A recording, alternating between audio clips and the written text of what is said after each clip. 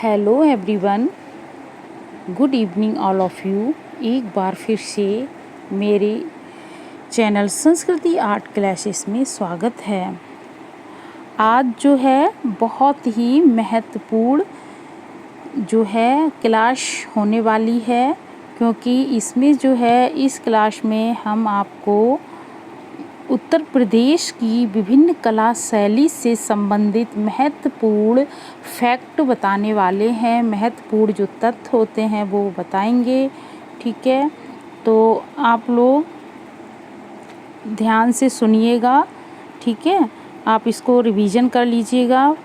चलिए अब देखते हैं क्या है ये उत्तर प्रदेश की विभिन्न कला शैली, ठीक है। इससे संबंधित महत्वपूर्ण तथ्य हैं। तो पहला जो तथ्य है, पहला क्या है, देखिए, उत्तर प्रदेश में संस्कृति विभाग की स्थापना की गई थी। तो उत्तर प्रदेश में संस्कृति विभाग की स्थापना कब की गई थी? 1957 में, ठीक है। 1957 में किसकी स्थापना की गई थी? संस्कृति विभाग उत्तर प्रदेश में, ठीक है। नेक्स्ट कि उत्तर प्रदेश के प्रमुख सांस्कृतिक क्षेत्र पूछ रहा है। तो प्रमुख जो सांस्कृतिक क्षेत्र हैं उत्तर प्रदेश के, वो है, पहला तो ब्रज है, देखिए पहला है ब्रज, ठीक है। एक मिनट, देखिए ब्रज, दूसरा अवध हो गया है, ठीक है। एक मिनट, ऐसे नहीं आएगा, हाँ अवध, फिर बुंदेलखंड, ठीक है।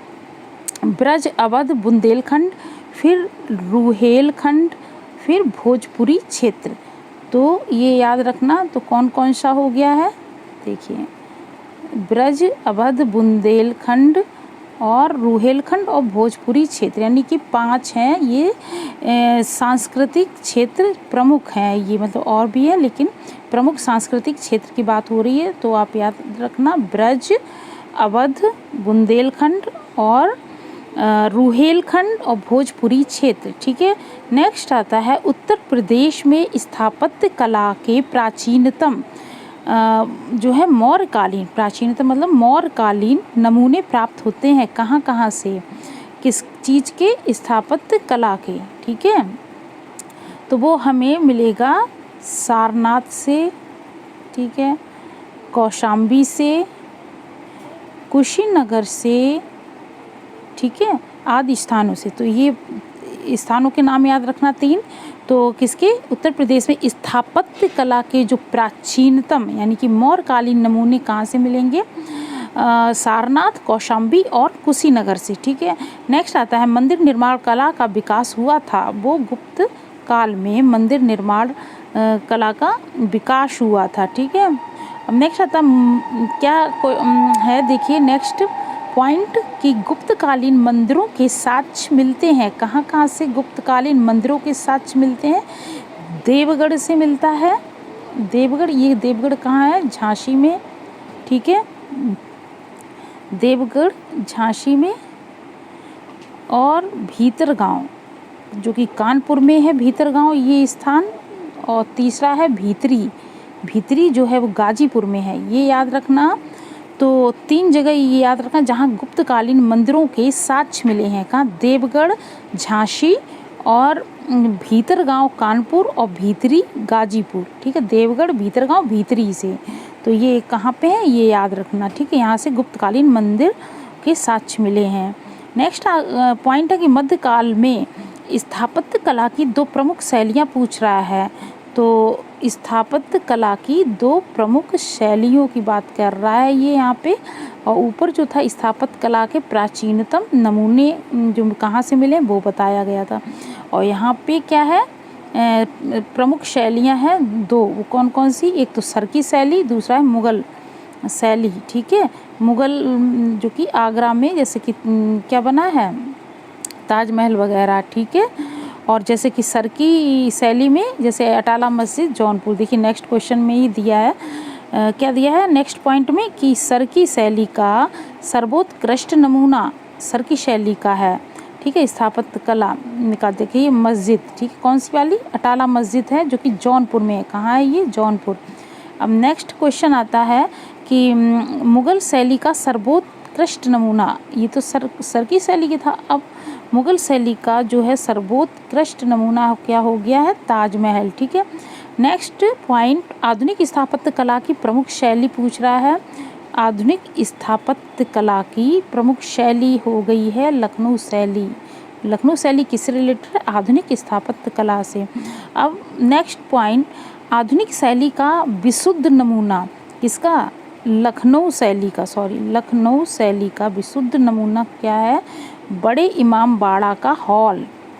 ठीक है, तो ये जो बड़े इमाम बाड़ा का जो हॉल है वो लखनऊ शैली का विशुद्ध नमूना है। नेक्स्ट क्वेश्चन आता है कि चमन सिंह, ठीक है, चमन सिंह ने चित्र और मूर्ति कला पर पुस्तकें कितनी लिखी थीं। तो चमन सिंह ये यूपी के कलाकार हैं। तो देखिए चमन सिंह ने 50 से अधिक जो है क्या लिखा था, जो पुस्तकें लिखी थी 50 से अधिक, किस पे आधारित, चित्रकला पे आधारित और मूर्तिकला। ठीक है, चित्रकला मूर्तिकला पे आधारित जो है चमन सिंह ने पुस्तकें लिखी थी 50 से अधिक। ओके, चलिए नेक्स्ट अब पॉइंट की ओर बढ़ते हैं। देखिए क्या है कि लखनऊ, ये देखिए यहाँ पे आते हैं, लखनऊ में प्रथम कला व एवं शिल्प महाविद्यालय की स्थापना की गई थी। कहाँ पे, लखनऊ में प्रथम कला शिल्प महाविद्यालय की स्थापना कब की गई थी, 1911 ईस्वी में। नेक्स्ट आता है कि भारतीय कला भवन वाराणसी की स्थापना 1920 ईस्वी में हुई थी। ठीक है, और नेक्स्ट उत्तर प्रदेश में चित्रकला के प्राचीनतम नमूने जो है चित्रकला की बात हो रही है, तो वो कहाँ, मिर्ज़ापुर, सोनभद्र, लखनिया दरी और मानिकपुर, ये अपने उत्तर प्रदेश की बात हो रही है। यहाँ पे चित्रकला के जो प्राचीनतम नमूने कहाँ से मिले हैं, ये जो है प्रागैतिहासिक काल के नमूने की बात हो रही है। ठीक है, ये मिर्ज़ापुर, सोनभद्र, लखनिया दरी और मानिकपुर में। ठीक है, नेक्स्ट आता है मध्यकाल की प्रमुख चित्रकला शैली। ये मध्यकाल की, ठीक है, जो चित्रकला शैली जो प्रमुख थी कौन कौन सी, देखिए मुगल शैली जो कि आगरा में इसका जो है चित्रकला की बात हो रही है, स्थापत्य कला नहीं चित्रकला। ठीक है, जैसे मुगल शैली में जो चित्र बने थे। ठीक है, और मथुरा शैली यानी जो ब्रज क्षेत्र में पड़ता है। ठीक है, और बुंदेली शैली। तो कौन कौन सी, मुगल शैली, मथुरा शैली और बुंदेली। ठीक है, तो मुगल, मथुरा और बुंदेली शैली ये जो है मध्यकाल की, उत्तर प्रदेश में मध्यकाल की प्रमुख चित्रकला शैलियाँ हैं। नेक्स्ट आता है मुगल चित्रकला शैली की नींव किसने रखी थी।